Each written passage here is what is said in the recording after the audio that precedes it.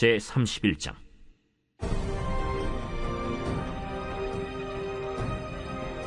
블레셋 사람들이 이스라엘을 침해 이스라엘 사람들이 블레셋 사람들 앞에서 도망하여 길보아 산에서 엎드러져 죽으니라.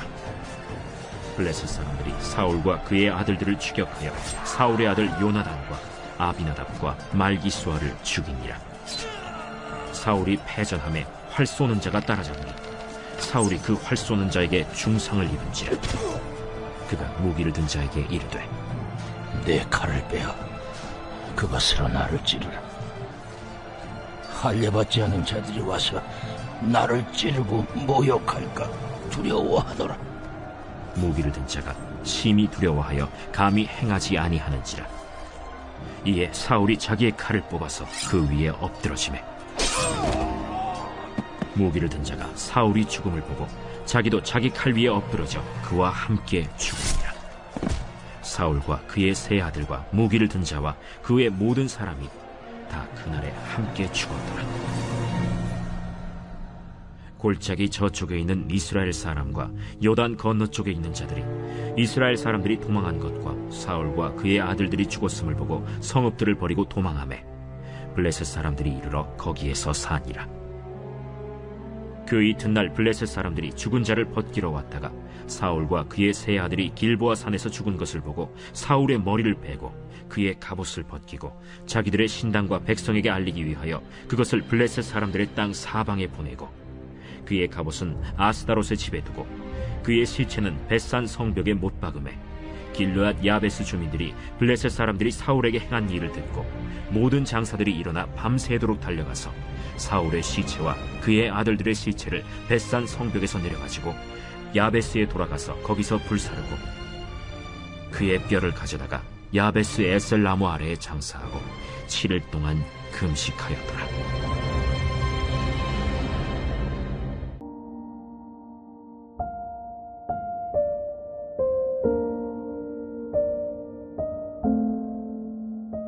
지난 토요일에 한 성도님의 고교 시절 간증을 듣게 되었습니다. 고3 수험생 시절을 한 지방도시에서 준비하며 인천에 있는 한 대학을 지원할 뜻을 가지고 면접을 보기 위해 올라왔는데요. 올라와서 보니 면접을 보러 온 아이들의 손에요. 7, 8cm 정도 두께가 되는 아주 두꺼운 사전 같은 필독 책자들이 하나같이 다 들려 있더라는 겁니다. 이 성도님은 아주 처음 보는 광경이었다고 해요. 저런 책이 있었나? 나만 모르는 무언가가 있는 건가? 했는데요. 누군가가 면접이 끝나서 두고 나간 그 책자, 버리고 간 책자들을 주워들고요. 처음 그것을 만져봤다고 그래요. 이런 것이 있었구나. 이런 걸 봐야 하는 것이었구나. 할 만큼 세상 사람들이 다 알고 있는 정보도 없었고 그들과 같은 방법으로 면접을 준비하지 못했다고 합니다. 모든 아이들이 면접 순번을 기다리며 열심히 가지고 온 책자들을 읽고 있을 때요. 자신은 대기실에 앉아 깊은 기도를 하나님께 드렸다고 그래요. 기도밖에는 할 수 있는 것이 아무것도 없었다고 합니다. 참 가난한 마음으로 그러나 하나님의 자녀이니 누구보다 당당한 모습으로 위축되지 않고 면접을 치루었는데요. 130명 중에 3명을 뽑는 그 면접에서 하나님은 자신을 선택해 주시는 그런 기적을 경험하게 하셨다라는 간증이었어요. 하나님 밖에는 소망이 없는 인생은 참 복이 있습니다. 하나님 외에 바라볼 것이 없고 세상에 기댈 것이 없는 인생은 복이 있습니다. 그들에겐 세상 사람들이 이해할 수 없는 당당함이 있습니다. 하나님밖에 날 도울 자가 없기에 그 하나님이 가까이 누려지기에 하나님이 내게 너무나 크시기에 그 하나님으로 인해 난 괜찮아 그리하지 아니하실지라도 난 괜찮아 라는 기백, 세상을 이기는 힘, 믿음에서 비롯된 삶을 살아가는 당당한 자세가 생기는 것이죠. 오늘 본문은 사무엘상 31장이에요. 여긴 하나님을 왕으로 모시지 못하는 두 부류의 사람들의 아주 비참한 말로가 그려지고 있는데요. 한 부류는 사울 왕이고요. 또 한 부류는 사울 왕의 모든 사람들입니다. 사울은요, 하나님의 다스림을 원하지 않았죠. 자기 스스로 다스리기를 원합니다. 사울의 사람들은요, 역시 하나님의 다스림을 원하지 않았어요. 그들은 사람 왕의 다스림을 원했습니다. 그러니요, 이들이 일생 주목했던 것이 무엇이었을까요? 사람입니다. 사울의 삶 전체를 관통하는 한 가지 특징이 있다면요, 그건 바로 일생 사람의 평가를 의식하며 살아갔다라는 겁니다. 그러니요, 그들은 일생 끌려다니느라, 눈치를 보느라 당당하고는 먼 삶의 자세로 살아갔던 것이죠. 우리가 주일 말씀으로 헤롯 왕에 대해서 살펴보았는데요.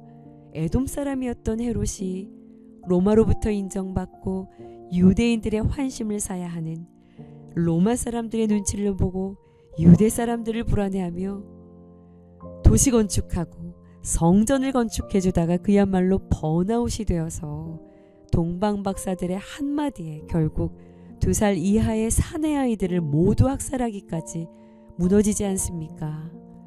내가 왕이 되어 내가 다스리려는 자리에서 내려오기를 거부하니요, 그 다스림의 자리에 있기 위해 권력에 무릎 꿇고 사람에게 무릎 꿇고 돈에 무릎 꿇다가 결국 수치와 조롱을 당하다 처참하게 몰락해 가는데요.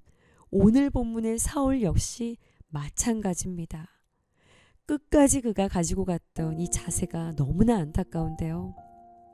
오늘 본문에서 사울은 블레셋 군사들 중에 활 쏘는 자에게 중상을 입게 돼요. 피를 흘리며 자신의 무기를 든 자에게 이렇게 사울은 말합니다. 이것이 사울의 죽기 전 마지막 말이기도 합니다. 4절 말씀이에요. 너희의 칼을 빼어 그것으로 나를 찌르라.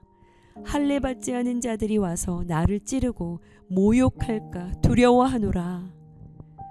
모든 것이 무너져 내리는 이 시점에서도 사울, 그가 두려워하고 주목했던 것이 무엇인가요? 할례 받지 않은 이방 사람들이요, 나를 어떻게 평가할까?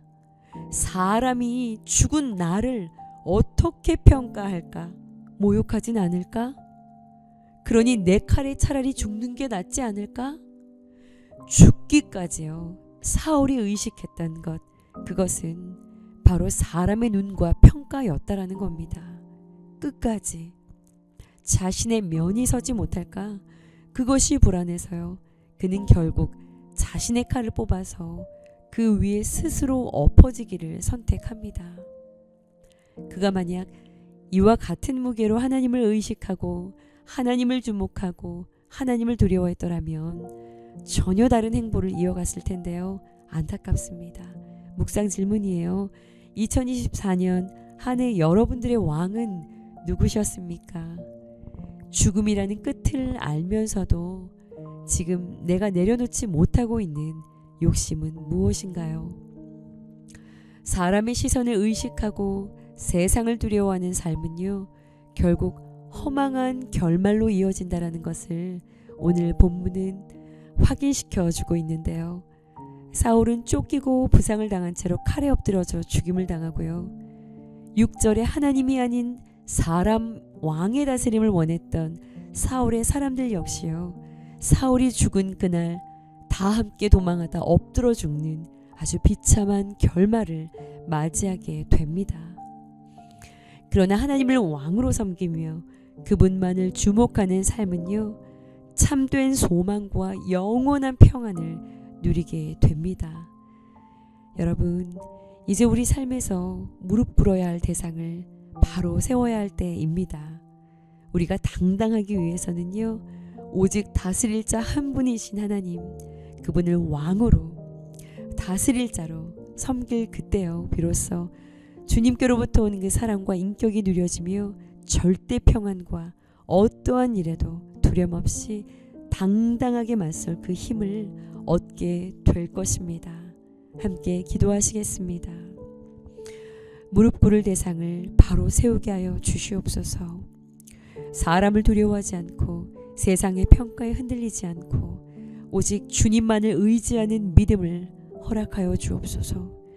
주님께 무릎 꿇는 자리에서 주님의 사랑과 평안이 충만히 임하게 하시고 어떠한 상황 가운데서도 담대하게 살아갈 수 있는 힘을 허락하여 주시옵소서. 오늘 말씀을 통해 배운 교훈이 우리의 삶의 실제가 되게 하시고 주님을 왕으로 섬기며 살아가는 매일이 되게 하여 주옵소서. 예수 그리스도의 이름으로 감사하며 기도드렸사옵나이다. 아멘.